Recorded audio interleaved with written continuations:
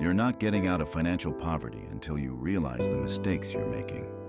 If you can see the errors and still insist on nurturing them, the problem is even worse. You won't escape misery until you truly understand the seriousness of financially destructive behaviors, until you abandon the foolish values you carry. Moreover, it's important to understand that you can't control the mind purely through conscious effort, as if it were a simple act of will. Even so, there is a structured and systematic way to master behavior, one based on discipline and habit. Everyone seeks a full and free life, but they confuse freedom with the ability to fulfill every whim of the mind. They fail to see that this is merely another form of captivity, a prison without walls. They don't realize that the key to freedom lies precisely in the reflected inaction in the face of impulsive desires. Freedom is doing what you don't want to do. This quote, attributed to the German philosopher Immanuel Kant, expresses a hard truth, but one that can drastically change reality. True freedom lies in acting according to reason, not merely doing everything you feel like doing. If we consider wisdom as the expression of learning through the reflection of higher, traditional, and external ideas, here are 11 factors that keep people trapped in a chaotic fantasy world and in a state of permanent misery. 1. Living a life of appearances. This lifestyle is deeply rooted in society.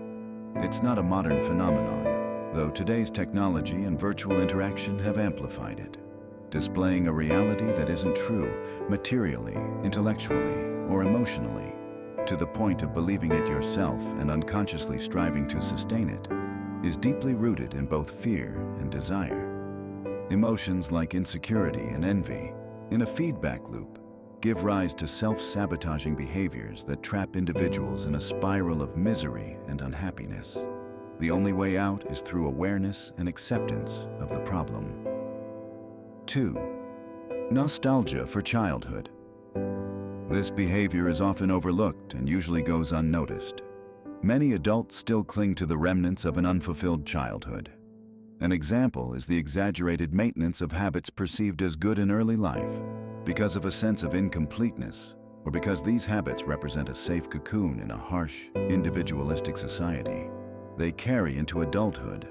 This includes excessive time spent on video games, watching anime and series, or collecting valueless items. It's important to stress, these activities are not inherently harmful. What's harmful is the disproportionate energy devoted to them. 3. Excessive collecting. Collecting is an ancient, healthy, and pleasurable practice. It can foster positive traits like organization, dedication, and deep knowledge, especially for researchers. But the key is balance.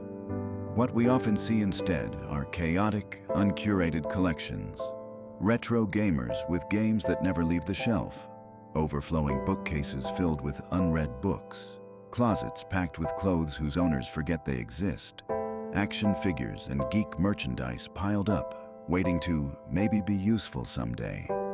Even if someone argues that collecting is a hobby separate from utility, if it leads to stagnation and inner conflict, it's something that needs reassessment. 4.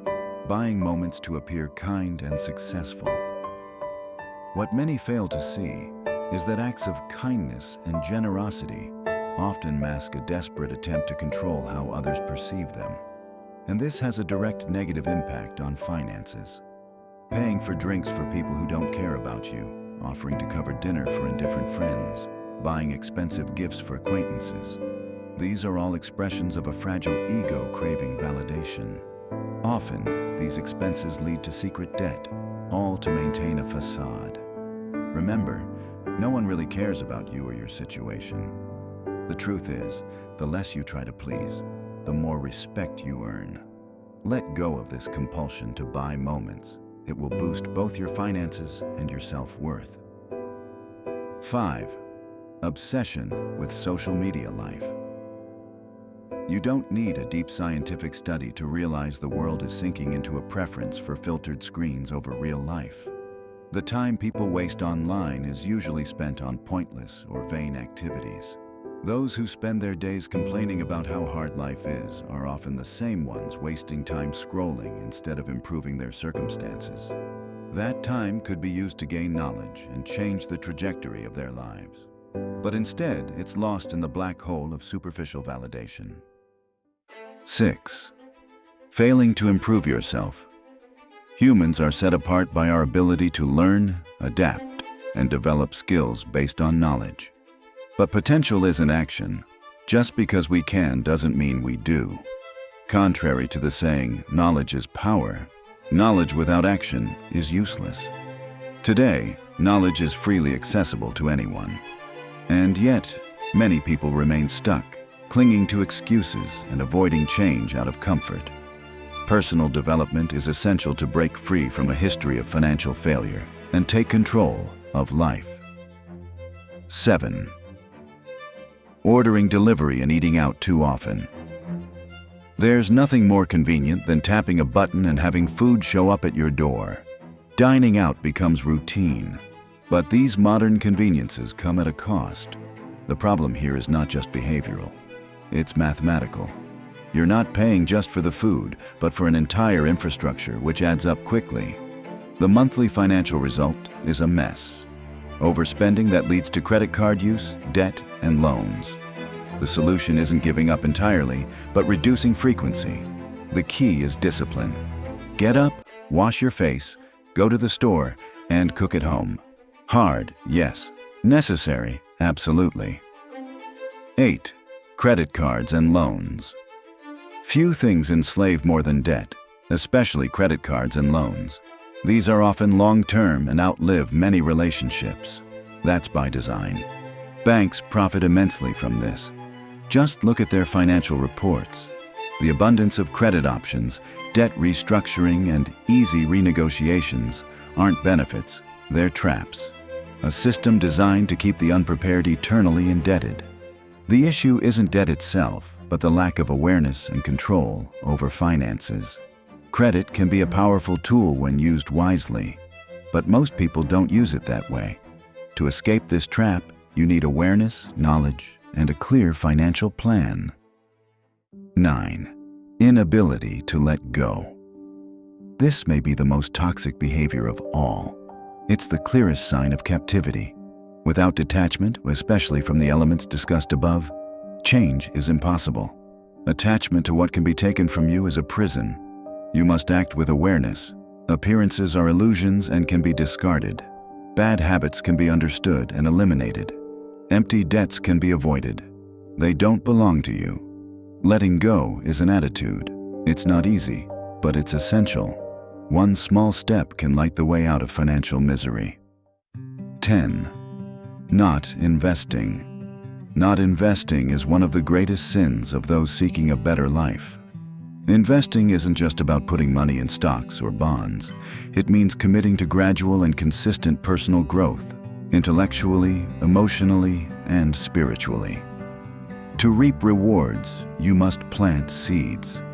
And that starts with learning. This often leads to outgrowing certain environments, people, and behaviors, like loud parties with shallow conversations, funded by your generous share in the group expense. Eventually, you'll prefer quieter, more meaningful experiences. Investing in yourself and others with purpose is the path to leaving behind financial struggle and turmoil. 11. Not having a personal cash flow plan.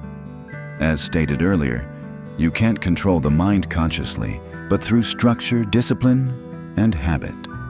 Financially, the best way to get results is through emotional and mathematical balance. That begins with a personal cash flow plan. The specific percentages don't matter as much. What matters is having a structure that works for you. Plan your monthly finances and follow through with honesty and discipline.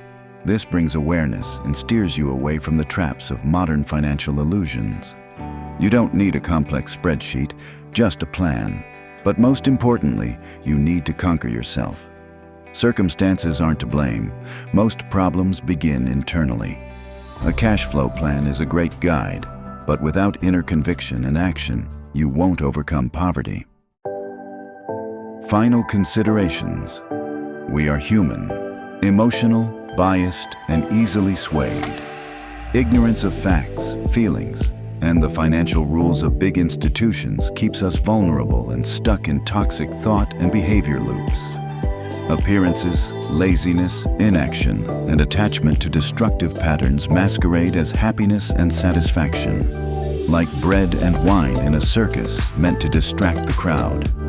By insisting on fleeting moments of financial delirium and surrounding ourselves with people and behaviors that add no value, we sabotage our path to prosperity. Let them go without guilt. It's not easy. We crave quick fixes, but change is possible.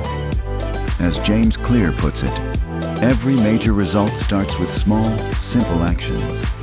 So, before anything else, to leave poverty behind, you must acknowledge your miserable condition. Only then can you change it. You must become indignant and realize your greatest enemy is internal. Your ego, always hungry for vanity. The greatest battle isn't against people or systems. It's against a silent, persistent enemy that lives inside you. These 11 behaviors are quiet, but deeply destructive. They drain your time, energy, and money, keeping you trapped in a cycle of misery disguised as normal life.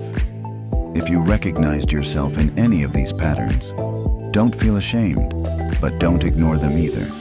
Awareness is the first step. The second is to act with responsibility and consistency. Start today. Cut the excess, rethink your habits, and question your automatic choices. The change you seek won't come from outside. It starts within, in how you choose to live.